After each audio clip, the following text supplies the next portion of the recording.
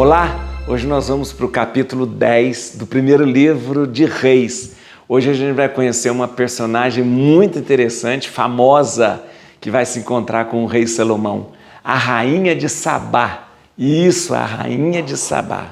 Isso, ela vai se encontrar com Salomão num momento muito interessante. Rainha de Sabá, ela vem, depois a gente vai entender onde que pode ser Sabá, né? A Bíblia não identifica, mas os estudos arqueológicos já nos identificam provavelmente o lugar que poderia ser Sabá, e a gente vai entender, ela vem de longe por causa da fama do rei Salomão, de sábio, de rico, e ela fica maravilhada quando vê a sabedoria, a riqueza de Salomão. Ela chega a dizer que é o dobro daquilo que de repente ela pensava que fosse. Imagina você, né? E aí depois esse capítulo vai descrever toda a riqueza, a opulência de Salomão e do reino de Salomão. Tá bom? Gente, muito obrigado você que está fazendo essa caminhada. Peço a você que compartilhe esse vídeo, que convide mais pessoas para fazer esse caminho junto com a gente. E sempre explique para as pessoas, todos os livros já estão lá, todos os capítulos estão lá. A pessoa começa lá pelo primeiro livro da Bíblia, que é o Gênesis. Primeiro, então, começa a fazer com a gente, no primeiro capítulo de Gênesis. Com a Bíblia na mão, vai lendo, vai estudando, vai aprofundando e vai acompanhando com a gente. Ok? Ok. Então, vamos lá. Por favor, se inscreva no canal. Você está me assistindo? Não se inscreveu? Se inscreva, que é importante, muito importante. Não precisa pagar nada, é só se inscrever para você ter sempre esse contato comigo, né? Aí quando tenho alguma postagem, eu já mando para você participar. Vamos lá? Bíblia na mão, Espírito Santo no coração. Veja que capítulo lindo esse encontro de Salomão e a rainha de Sabá.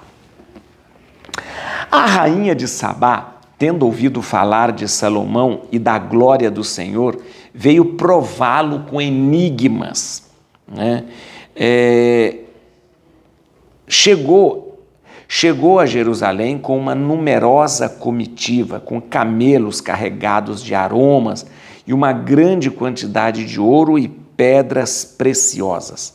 Apresentou-se diante do rei Salomão e disse-lhe tudo que tinha no espírito. A tudo respondeu o rei. Nenhuma de suas perguntas lhe pareceu obscura e deu solução a todas. Quando a rainha de Sabá viu toda a sabedoria de Salomão, a casa que ele tinha feito, os manjares de sua mesa, os apartamentos de seus servos, as habitações e os uniformes de seus oficiais, os copeiros do rei e os holocaustos que ele oferecia no templo do Senhor, ficou estupefata e disse ao rei: é bem verdade o que ouvi a teu respeito e de tua sabedoria na minha terra. Eu não quis acreditar no que me diziam antes de vir aqui e ver com os meus próprios olhos.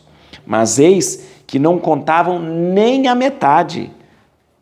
Tua sabedoria e tua opulência são muito maiores do que a fama que havia chegado até mim. Felizes os teus homens, felizes os teus servos que estão sempre contigo e ouvem a tua sabedoria. Bendito seja o Senhor teu Deus, a quem aprouve colocar-te sobre o trono de Israel. Porque o Senhor amou Israel para sempre, por isso constituiu-te rei para governares com justiça e equidade. Presenteou o rei com 120 talentos de ouro e grande quantidade de perfumes e pedras preciosas. Não apareceu jamais uma quantidade de aromas tão grande como a que a rainha de Sabá deu ao rei Salomão. A frota de Irã, que trazia o ouro de Ofir, trouxe também grande quantidade de madeira de sândalo e pedras preciosas. Com este sândalo fez o rei balaustradas para o templo do Senhor, assim como harpas e flautas para os músicos do palácio real. E desde então não se transportou mais dessa madeira de sândalo e não se viu mais até o dia de hoje. O rei Salomão deu à rainha de Sabá tudo o que ela desejou e pediu. além dos presentes que ele mesmo lhe fez com real liberalidade. E a rainha retomou o caminho de volta com a sua comitiva. O peso de ouro que era levado anualmente a Salomão era de 666 talentos, sem contar que ele recebia dos vendedores ambulantes e do tráfico dos negociantes, dos reis da Arábia e de todos os governadores da terra. O rei Salomão mandou fazer 200 escudos de ouro batido, empregando em cada um 600 siclos de ouro, e 300 escudos menores de ouro batido, empregando em cada um 3 minas de ouro, e colocou-os no pavilhão da floresta do Líbano. Mandou fazer também um grande trono de marfim revestido de ouro fino. O trono tinha 6 degraus, a parte superior do espaldar era arredondada, havia de cada lado dos assentos havia de cada lado do assento 2 braços, junto dos quais se achavam figuras de 2 leões. Havia 12 leões postos nos degraus, 6 degraus, 6 de cada lado. Nunca se fez coisa semelhante em nenhum outro reino. Todas as taças do rei Salomão eram de ouro, assim como todos o vasilhame do pavilhão da floresta do Líbano. Não havia nada feito de prata, porque não se fazia caso algum dela no tempo de Salomão. O rei tinha no mar navio de Tarsis, que acompanhavam a frota de Irã. De 3 em 3 anos, a frota de Tarsis trazia ouro, prata, marfim, macacos e pavões. O rei Salomão sobrepujou todos os reis da terra em riquezas e opulência. Todos buscavam a presença de Salomão para ouvir a sabedoria que o Senhor lhe tinha dado. Todos os anos, cada um lhe levava presentes, objetos de prata e ouro, vestes, armas, aromas, cavalos e burros. Contou Salomão os seus carros e cavaleiros. Havia 1.400 carros e 12.000 cavaleiros que distribuiu pelas cidades entrepostos dos carros e por Jerusalém junto dele. Graças ao rei, tornou-se a prata em Jerusalém tão comum como as pedras e os cedros, tão numerosos como os sicômoros que crescem na planície. Vinham do Egito os cavalos de Salomão, uma caravana de mercadores do rei ia comprá-los ali por um preço estabelecido. Uma quadriga trazida do Egito custava-lhe 600 siclos de prata e um cavalo 150 siclos. Do mesmo modo, exportavam cavalos para todos os reinos dos heteus e da Síria. Ou seja, o reino de Salomão era um colosso, a tal ponto de chamar a atenção de outros governantes, a tal ponto de chamar a atenção da rainha de Sabá. Vamos entender então essa história da rainha de Sabá. A Bíblia traz aqui, nesse capítulo 10, uma visita que a rainha de Sabá faz ao rei Salomão. Mas vamos pensar o seguinte, a rainha de Sabá, só porque ouviu dizer, olha, o Salomão é inteligente, sábio, olha, o Salomão é rico, vou lá fazer uma visita para o Salomão. E chega, seu Salomão, o Salomão é muito rico, o Salomão é muito sábio, vou voltar para a minha terra. Não, na verdade, não foi só por causa disso. Vamos entender o seguinte, Sabá, onde é Sabá? Os estudos têm dito para a gente que Sabá fica no sul da Arábia, provavelmente no Iêmen atual. Deixa eu só te contar uma coisa. As últimas escavações arqueológicas, estudos arqueológicos, nos dão conta de que foi encontrado um palácio real de 3.000 anos. Isso dá exatamente a data em que nós estamos vendo aqui esse encontro da rainha de Sabá com o Salomão. Esse encontro se deve ter dado por volta do ano 900 ou ano 1000 antes de Cristo. Então, mais ou menos é uma data que a história e a arqueologia aceita. Um palácio de 3.000 anos que foi encontrado enterrado no deserto do Iêmen. Os arqueólogos têm dito que este palácio mostra que esse palácio era da possível governante dessa região que a Bíblia classifica como Sabá. Os muçulmanos, a tradição muçulmana também narra esta grande rainha, e dá um nome para ela, dá o nome de Balquis ou Belquis, ou Balquis, essa grande governante que reinou no sul da Arábia, possivelmente seja a rainha de Sabá. Belquis, Balquis. Muito importante. Ora, o que esse capítulo quer dizer? Esse capítulo quer dizer que Salomão, que era um rei próspero e um rei muito sábio na administração, tinha negócios com a Arábia. Assim como ele tinha negócios com a Índia, no caso de Ofir, que a gente possivelmente Ofir seja a Índia, né? Assim como ele tinha negócios com a Arábia, Ofir, Tarsis, né? Todos esses lugares. Então, o que nós estamos vendo aqui? Nós estamos vendo aqui uma viagem diplomática, Ou seja, Salomão tinha negócios com a Arábia, com a rainha do sul da Arábia.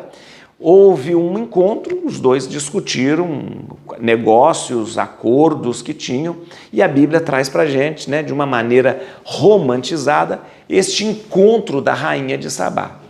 A rainha de Sabá ficou maravilhada com Salomão, com a riqueza, claro, do reino, ficou maravilhada com a sabedoria, porque realmente Salomão era reconhecido pela sua sabedoria. Então, ou seja, o que nós estamos vendo aqui? Um encontro diplomático, bonito, né, de amizade também, mas é um encontro que você vê aí, é um encontro que sela essa aliança comercial. Salomão foi um homem que fez comércio com a África, né? A gente vê questão com a Etiópia, a gente vê Salomão fazendo negócio com a Ásia, né? Quando a gente fala de Ofir, a gente está mais ou menos falando ali daquela região da Índia. A gente vê Salomão fazendo negócios com a Ásia, com a África, com a Arábia, né? Você vê justamente.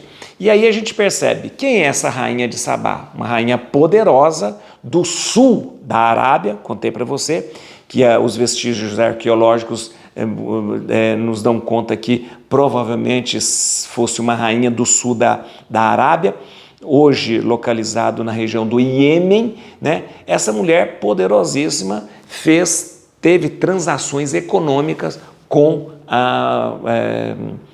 Salomão.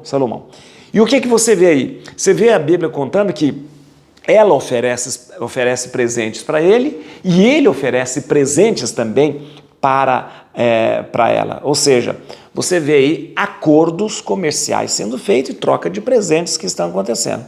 Mas a Bíblia faz questão de dizer para a gente, a rainha de Sabá ficou impressionada com a sabedoria de Salomão, né?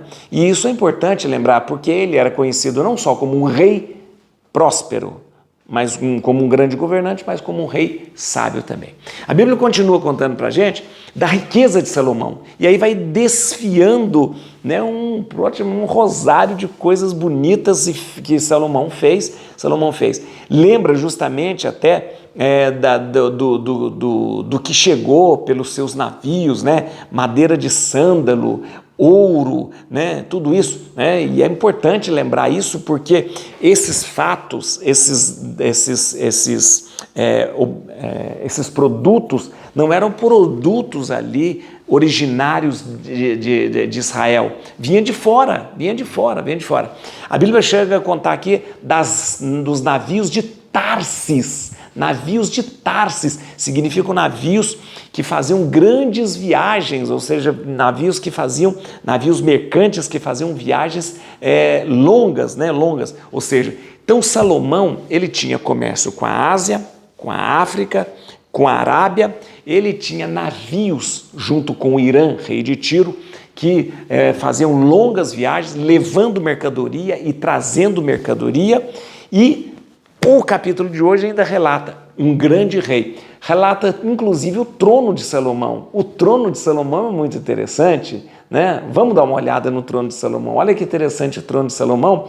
Ele são 6 degraus. Nos degraus você tem os leões colocados, um de cada lado dos degraus. São 12 leões, né? E é interessante que o trono dele é de marfim, recoberto com ouro, né? Com ouro. Então são 6 degraus até chegar no trono de Salomão. O leão, gente, sempre é sinal de força, né? Geralmente nos tronos, né, depois dos reis, até hoje, né, os tronos dos reis tem sempre um leão mostrando a força. Salomão tinha 12 leões ali no seu trono, nos 6 degraus espalhados ali. Muito interessante. Rei justo, rei poderoso, rei sábio, rei próspero, ou seja, Salomão é o rei perfeito que Israel tem, tá certo? Vamos lá então, gente, tem algumas coisas que para a gente analisar aqui, vamos lá, onde está aqui? Alguns versículos para a gente ver, vamos comigo aqui. Versículo 1. A rainha de Sabá, tendo ouvido falar de Salomão e da glória do Senhor, veio prová-lo com enigmas. Na verdade, quando eu digo assim, olha, a Bíblia, claro, dá uma romantizada, dizendo assim, a rainha de Sabá estava maravilhada e foi prová-lo com enigmas. Se você pensar, não faz muito sentido, né? Você fazer uma viagem longa, com um séquito enorme, só para vir provar com enigmas o rei. Não é bem, né? Não é bem o motivo da viagem da rainha de Sabá até Salomão. É uma viagem diplomática, comercial, para tratar de acordos comerciais entre 2 reis poderosos. O pano de fundo aqui, então, é um arranjo comercial entre Salomão e a Arábia. Por que a Arábia? Porque Sabá provavelmente esteja localizado no sul da Arábia, provavelmente na região do Iêmen. Por que eu falo isso para você? Porque as últimas escavações arqueológicas encontraram, como eu disse antes, um resquício, um vestígio de um grande palácio de 3.000 anos, que mais ou menos data da mesma época que a gente está falando desse encontro de Salomão com Sabá, com a rainha de Sabá, relatam justamente uma rainha poderosa naquela região que hoje é o Iêmen. E também a tradição muçulmana conta, né, de uma mulher poderosa daquela região da Arábia chamada Balquis ou Belquis. E essa Balquis ou Belquis, ela é identificada com a rainha de Sabá. Então, nós temos ali este comércio da Arábia com Salomão. Muito bem, versículo 11, para a gente entender. Por isso que a Bíblia, a gente tem que entender nos pormenores e ir compreendendo. Opa, por que isso? Por que aquilo? Né? Vou te mostrar uma coisa, como que a gente entende aqui. 11. A frota de Irã, que trazia o ouro de Ofir, trouxe também grande quantidade de madeira de sândalo e pedras preciosas. Opa, sândalo. Sândalo não nasce em Israel. Sândalo nasce onde? Na Índia. Sândalo é uma madeira originária da Índia. Hoje a gente planta sândalo na América, dá para plantar, mas ela é originária da Índia. Sândalo é uma madeira perfumada, muito perfumada, dá para fazer óleos com essa madeira, óleos essenciais, né, de perfume, tudo isso, mas sândalo é uma madeira da Índia. Então, Salomão tinha comércio com a Ásia, tinha comércio com a Ásia, lá na Índia, tinha. Então, Ofir, da onde via o ouro de Ofir, provavelmente tenha sido ali naquela região da Índia, da onde se trazia o chamado ouro de Ofir, mas se trazia também sândalo. Sândalo, tanto é que a Bíblia fala que trouxe muito sândalo de lá, ele fez balaustradas para o templo, né, para o palácio, e depois não teve mais sândalo, não veio mais sândalo, né? Então, provavelmente, né, Salomão então fez comércio com a Índia, com a Ásia. Olha que interessante, Como que esse capítulo? Esse capítulo falou de Salomão com a rainha de Sabá, comércio com a Arábia. Agora fala também de que veio ouro e sândalo. Da onde? Da Índia. Arábia e Índia. Salomão é um rei realmente muito, muito, muito sábio e poderosíssimo que faz comércio com todo esse povo. Continua comigo aqui. No versículo 14, o peso do ouro que era levado anualmente a Salomão era de 666 talentos. Né? Isso aqui é que era os produtos do comércio, dos impostos que se cobrava e também de toda essa atividade comercial de Salomão. Gente, vamos ser 666 talentos. Sabe o que significa isso? Isso significa 20 mil quilos de ouro. 20 mil quilos de ouro, é muita coisa. Vamos lá, versículo 17. 17, ó. 300, aqui fala Salomão mandou fazer 200 escudos de ouro batido, empregado em cada um 600 ciclos de ouro. São os escudos, como chama assim? São armas de guerra, atenção. 300 escudos menores de ouro, empregado em cada um das 3 minas de ouro. E colocou-os no pavilhão da floresta do Líbano. A casa da floresta do Líbano. Lembra a casa da floresta do Líbano que eu te expliquei? Tinha a sala, tinha o palácio, a casa da mulher dele, tinha a sala do trono, e aqui no começo tinha a casa da floresta do Líbano. Era chamado de casa da floresta do Líbano pela quantidade de cedro do Líbano que era feita, que estava ali dentro, ou seja, tantas colunas de cedro do Líbano que dava a impressão que era uma floresta do Líbano. Ora, aqui a Bíblia está dizendo que colocou os escudos que foram feitos na casa da floresta do Líbano. Provavelmente essa casa da floresta do Líbano foi usado como arsenal. Então a casa da floresta do Líbano, na verdade, era um grande arsenal de Salomão. Versículo 22, vem aqui que eu vou uma coisa interessante. O rei tinha no mar navio de Tarsis, que acompanhavam a frota de Irã. De 3 em 3 anos, a frota de Tarsis trazia ouro, prata, marfim, macacos e pavões. Como é que Salomão tinha tanto comércio com tantos países na Ásia, na Arábia, na África? Como é que ele tinha? Muito bem. O que é navios de Tarsis? Quando a gente reza os salmos, a gente reza também as naus de Tarsis. O que é navio? A expressão navio de Tarsis, deixa eu te explicar o que é. Navios de Tarsis, trata-se de um navio de comércio, capaz de ir a países muito longe, distantes. Você tem embarcações que de repente ficam mais na costa. Você tem embarcações que fazem viagens curtas e médias. Mas os navios que faziam longas viagens eram chamados ali por navios de Tarsis. Tarsis, onde fica Tarsis? Tarsis, na verdade, Tarsis era uma colônia fenícia na Espanha. Isso, na Espanha, onde é Cádiz hoje. Cádiz. Essa colônia fenícia na Espanha, né, chamada Tarsis, e que hoje nós chamamos de Cádiz, tinha ali vários marinheiros, porque Fenícia hoje é o Líbano, você sabe. Hoje a Fenícia, antigamente, hoje é o Líbano. Os fenícios eram muito mesmo, como que chama isso? Grandes navegadores.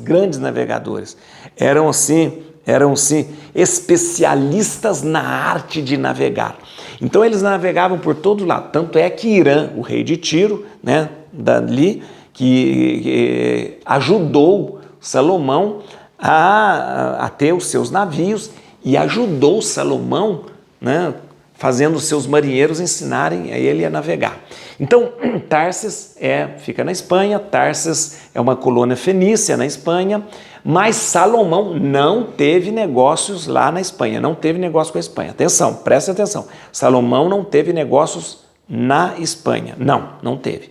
O que essa expressão navio de Tarsis lembra muito bem que Salomão tinha navios que podiam fazer grandes distâncias, chamados navios de Tarsis.